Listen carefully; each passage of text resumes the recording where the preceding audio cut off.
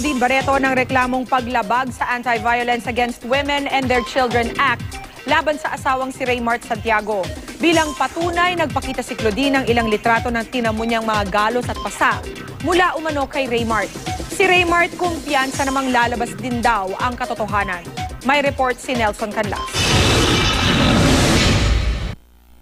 Ito ang mga larawang inilakip ni Claudine Barreto sa kanyang inihaing criminal complaint laban sa asawang si Raymart Santiago sa ilalim ng RA 9262 o mas kilala bilang Anti-Violence Against Women and Their Children Act. Sa kabila ng gag order ng korte, ipinakita niya sa media ang mga larawan kung saan meron umano siyang mga galos at pasang natamo sa pag-aaway nila ni Raymart itong nakaraang taon.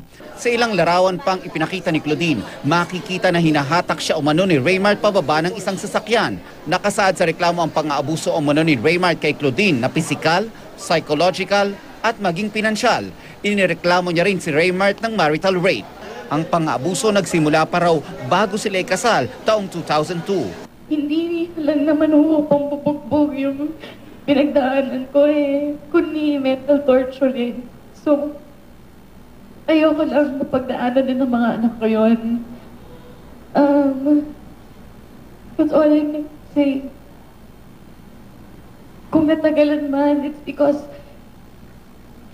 gusto kong buong-buo yung salaysay ko. Kasama ni Claudine sa pagsampa ng reklamo ang kanyang mga magulang, ang kanyang nakatatandang kapatid, ang grupong Gabriela at ilang mga tagahanga.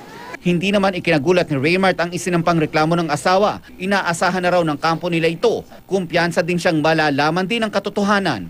Talagang in-expect namin na magpa-file sila ng gano'n. Iniintay lang namin kung kailan. At yun, nag-file nga ngayon. At meron akong sagot doon sa mga sinasabi nila sa akin.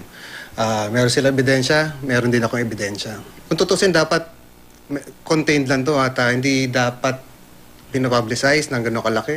Pero yun ang gusto niya. Diba? Yun ang ibibigay ko sa kanya. Nelson Canlas, Katutok, 24 Oras.